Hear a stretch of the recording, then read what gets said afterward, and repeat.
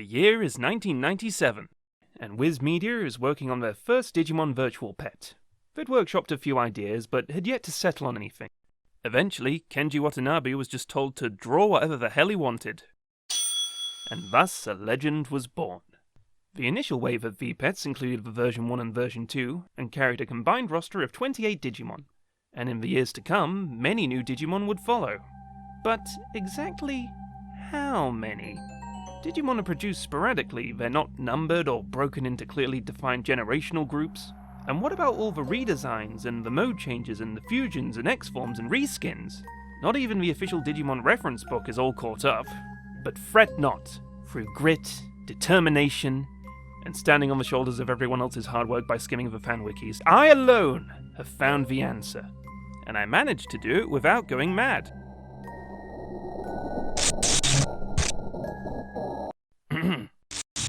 Before we start, I should establish I'll be using a tier system to grade Digimon on their uniqueness. As mentioned earlier, Digimon does have a propensity for using a lot of reskins, like Digimon World, where they're used to differentiate the mobs from the NPCs and add flavour to match the environments. Many of them even have their own reference book profiles, but you'd be hard-pressed to say they're original designs.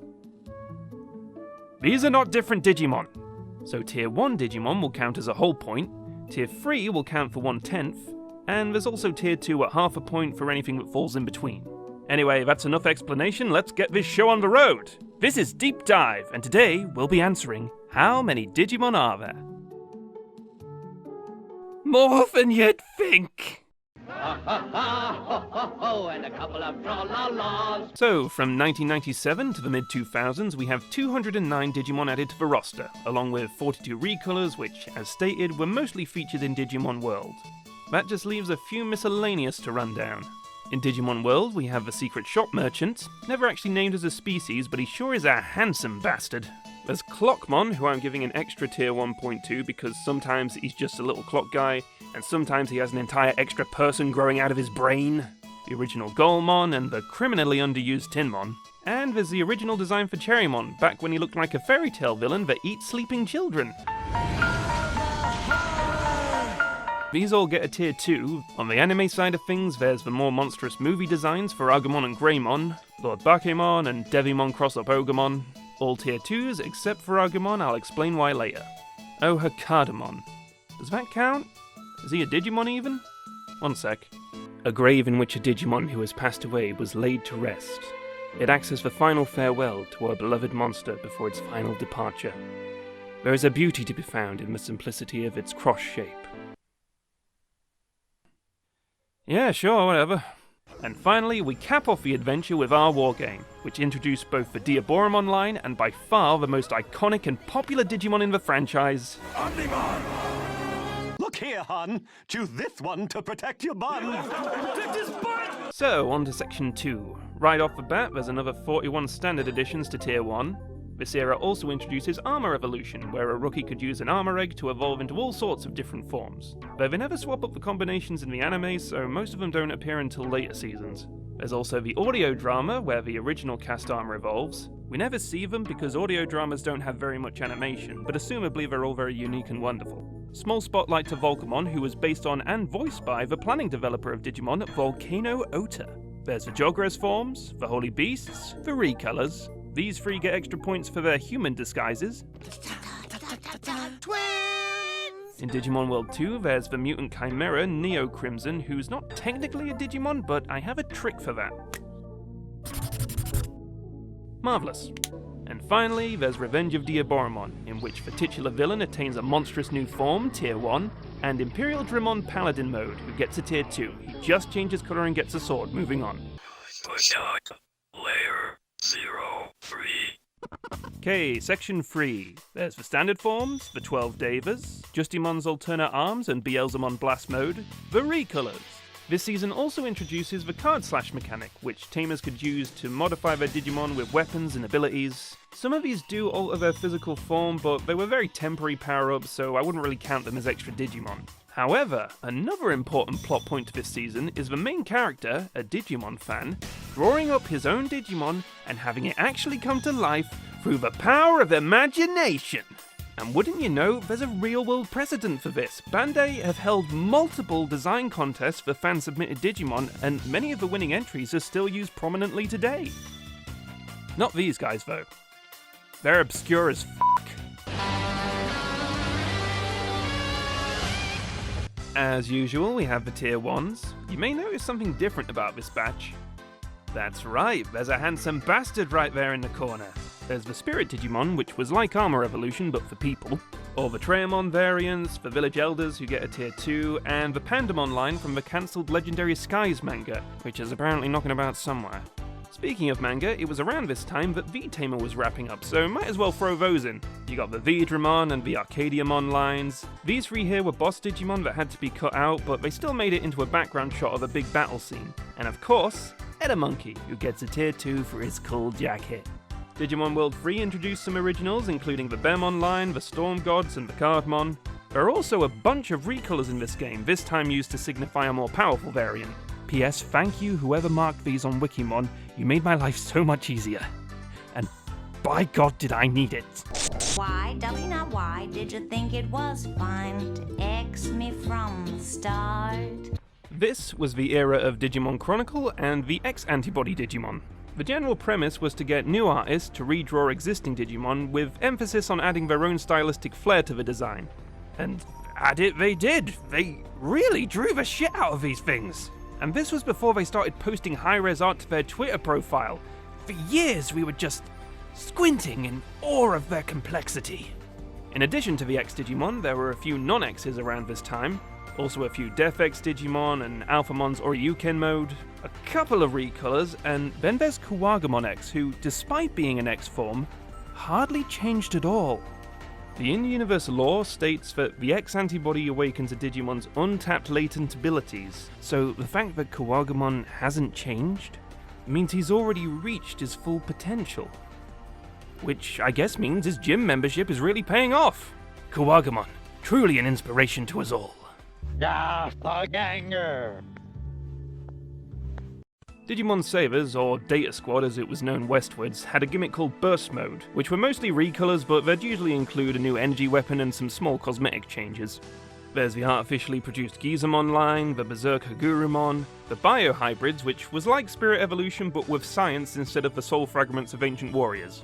Some of these are very minor recolors, but some of them do have tubes and canisters and stuff sticking out of them. Some Agumon down here who just keeps finding a way to sneak back in. The Dot Digimon, which... all Digimon have dot forms. I'm not sure why we're suddenly counting these ones in particular. They're going in Tier 3. And then some alternate 2006 redesigns for Kudamon, Agumon, Falcomon, and Chromon. And for the most part, I'd say these differ enough from their base designs to qualify as new entries. In fact, now that I think about it, if we go all the way back to the original Digimon manga, Come On Digimon, there's a bunch of Digimon with alternate designs. They told the artist, Yabuno Tenya, that if he wanted to change up the designs to fit his style better, then just go for it.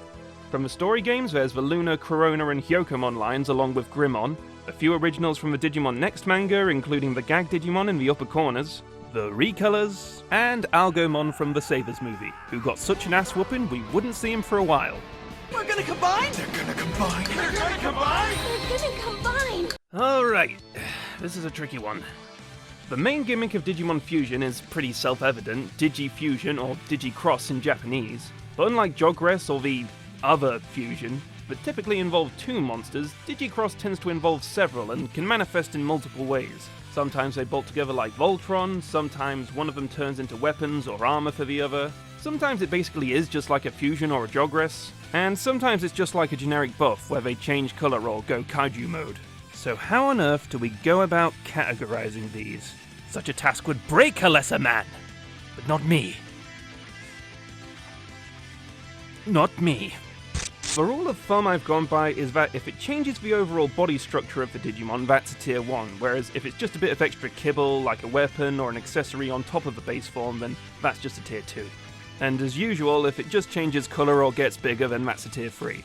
So, the Tier 1s, we got some normies, some fusions, a few manga exclusives, comes to about 187. The Tier 3s, mostly recolors, a few crosses, and the king-size Digimon from Next Order. I'm not entirely sure why I put those here, but at this point I really can't be bothered to rearrange anything. And the Tier 2 Digicrosses. Some manga exclusives along the bottom, some variants, mode changes, various Starmon Pikmon combinations. Comes to 89 forms in total, leaving just a few miscellaneous to pick up. There's a female Lagoonimon from a train named Hope, Crystal Ballmon from Lilithmon's profile, the unused School Nightmon Greymon cross, some 2010 redesigns, and Cutemon's parents. Parents? What exactly is a parents?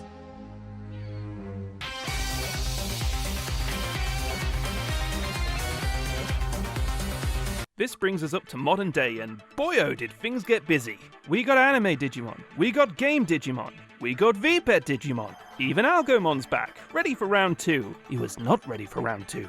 There's the Kazuna Digimon, which I won't be showing because spoilers, man! And there's also Venom Myotismon Undead from the stage play. We got Appmon! Lots and lots of Appmon! Even Chronicle is back with a banger new set of X-Antibodies.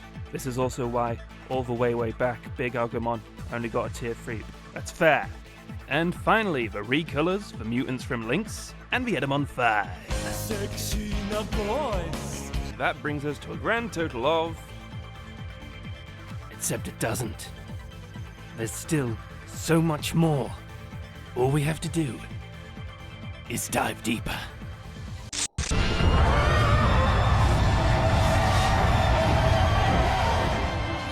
How could we forget the Submons, the Gestalt entities, the organic fish missiles?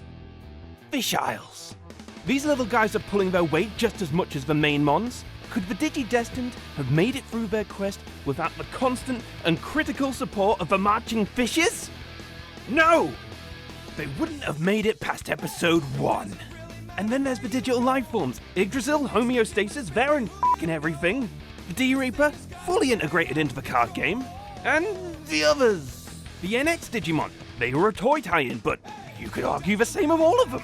Remember in section 2 where we gave extra points to Arukenimon and Mummymon for their human disguises? Well, there are lots of times that Digimon disguise themselves as humans. And cats. And one instance of a car.